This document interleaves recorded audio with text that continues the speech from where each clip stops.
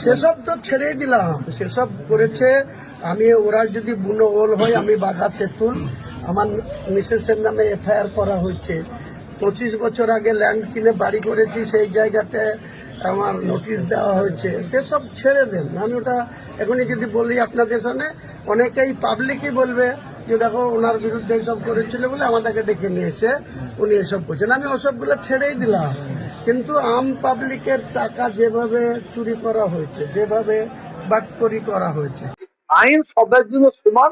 আমরা অন্য ধর্মের প্রতি হিংসা করি না, করবো না। অন্য ধর্ম দেখেন, দুর্গাপুজো হয়, 5-7টা দিন মানুষ কষ্ট মেনে নেয়, এটা প্রত্যেক ধর্মের মানুষ মেনে নেয়। কারণ আমার হিন্দু ভাইরা আনন্দ উপভোগ করে করুক।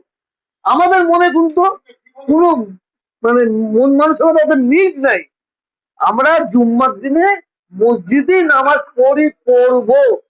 99% মসজিদের নামাজ হয়। কিন্তু দু একটা জায়গায় শহরের টাউনে লোক বেশি হওয়ার জন্য রাস্তায় চলে আসে। এইটা যদি অপরাধ হয়, তা প্রত্যেক ধর্মপ্রাণ মানুষকে তারা বলতে হবে। ধর্ম পালন করতে গেলে কোনো মানুষের না অসুবিধা হয়, পুজো বলুন, পার্বণ বলুন, যে কোনো বিষয় বলুন, আমাদের বেলায় আইন তো দেশের আইন সবাই যদি সমান হবে, সবাই যেন সমান হবে। তো আলাদা কেন বলা হচ্ছে, এটা মানুষ মেনে নেবে না। তবে আমরা ইসলাম ধর্মের মানুষ, ইসলাম ধর্ম শান্তি শিখায়, শান্তির বার্তা পুরোপুরা সঙ্গে দিচ্ছি। আপনারা মসজিদে একবার জায়গায় দুবার আপনারা নামাজ পড়ুন, রোড জাম করবেন না। এর পরে দেখার আছে আমাদের সামনে আমার অমুসলিম ভাইদের পুজো পার্বণে কি তারা পদক্ষেপ নেয়, সেটা আমাদের দেখার আছে।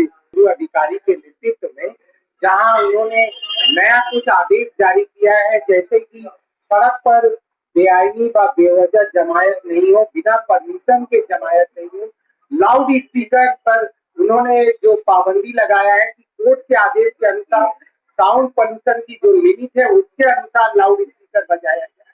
तो इस बारे में क्या कहें? आइन बनना हर आदमी के लिए जरूरत है, सिर्फ मुसलमान को लिए नहीं जरूरत है, हर आदमी को लिए जरूरत है।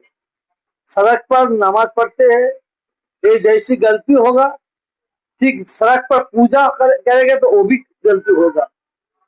तारकेश्वर लाइन में देखिए, 1 महीना वहां नो एंट्री लगाता है, एक सड़क 1 महीना, वो भी गलती नहीं है। আমার বক্তব্য একটা হচ্ছে, আইন সবার জন্য সমান। আমরা জুম্মার নামাজ পড়ি, মসজিদের ভেতরে পড়ি। আপনি সারা পশ্চিম বাংলায় 99% মসজিদের ভেতরেই মানুষ নামাজ পড়ে। টাউনে দু একটা জায়গায় মানুষ ভিড় হয়ে যায়, যার জন্য ভিড়ের জন্য সড়কে চলে আসে, রাস্তায় চলে আসে।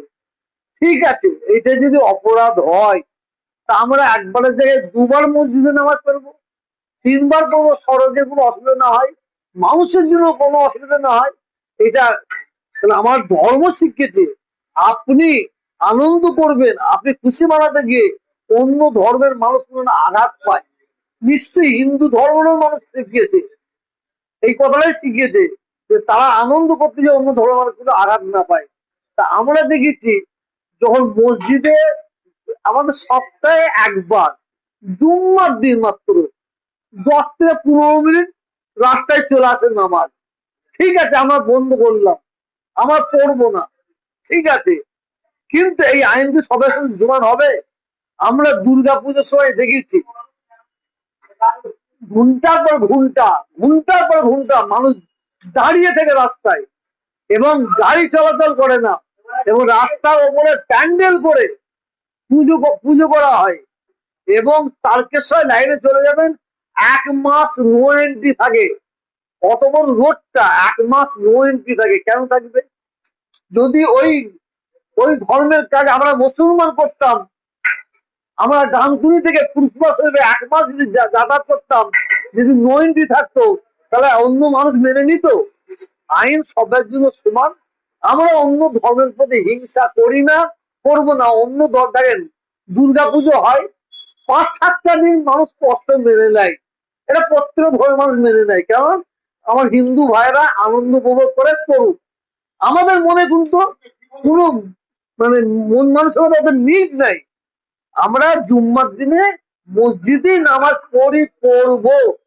99% মসজিদের নামাজ হয়, কিন্তু দু একটা জায়গায় শহরে টাউনে লোক বেশি হওয়ার জন্য রাস্তায় চলে আসে। এইটা যদি অপরাধ হয়, তা প্রত্যেক ধর্মপ্রাণ মানুষকে তারা বলতে হবে। তো ধর্ম পালন করতে গেলে কোনো মানুষের না অসুবিধা হয়, পুজো বলুন, পার্বণ বলুন, যে কোনো বিষয় বলুন, আমাদের বেলায় আইন তো দেশের আইন সবাই যদি সমান হবে, সবাই যেন সমান হবে। তো আলাদা কেন করা হচ্ছে, এটা মানুষ মেনে নেবে না। তবে আমরা ইসলাম ধর্মের মানুষ, ইসলাম ধর্ম শান্তি শিখায়, শান্তির বার্তা পুরোপুরি দিচ্ছি। আপনারা মসজিদে একবার জায়গায় দুবার আপনারা নামাজ পড়ুন, রোড জাম করবেন না। এর পরে দেখার আছে আমাদের সামনে আমার অমুসলিম ভাইদের পুজো পার্বণে কি তারা পদক্ষেপ নেয়, সেটা আমাদের দেখার আছে। দেখবো তারা আইনকে সম্মান দেয় না, আইনকে মানে না, তখন আমরা ভাববো তাহলে আমাদের জন্য কি করণীয় আছে। तो सिद्दीकी साहब, लाउड स्पीकर के लिए जो सब विधि निषेध किया गया उस बारे में क्या कहें? लेकिन आइन जो बोलते हैं वो मानना जरूरत है। कि आइन सबके लिए समान होना चाहिए। गो हत्या नहीं करना है, ठीक है, मान लेगा हम, किंतु इंडिया में गो मांस 2 नंबर में है। साधारण आदमी कुर्बानी देगा, ये नहीं चलेगा। अब देश का गोरू गाय को जबा करके विदेश में भेज देगा, वो जायज है, वो ठीक है। आइन क्या है, सबको बंद करना है। हम लोग गाय नहीं खाएगा, हम लोग मर जाएगा, हम तो छोड़ दिया है।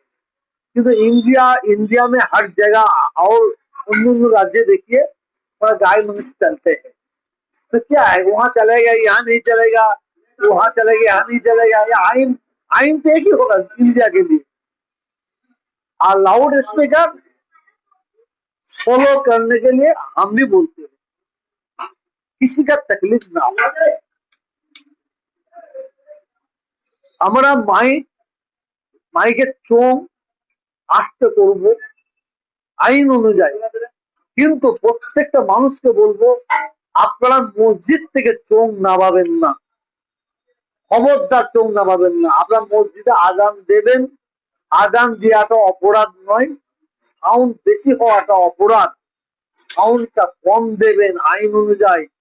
অনেক প্রশাসনের মানুষ আপনার মসজিদের ধারে গিয়ে বলছে যে আপনার মাইক নামিয়ে দেন, চোং নামিয়ে দেন। খবরদার চোং নামাবেন না। যদি নামাবার দরকার হয় প্রশাসনকে বলুন চোংটা নামাতে, তারপরে প্রশাসন যখন চোং নামাবে তখন আপনারা আইনগত ব্যবস্থা নেবেন। কোন জায়গায় কোর্ট বলেন যে মাইক থেকে চোং নামিয়ে দাও, মাইক নামিয়ে দাও, এ কথা প্রশাসন বলে, কোর্ট বলেন সাউন্ড কমিয়ে দাও। আমিও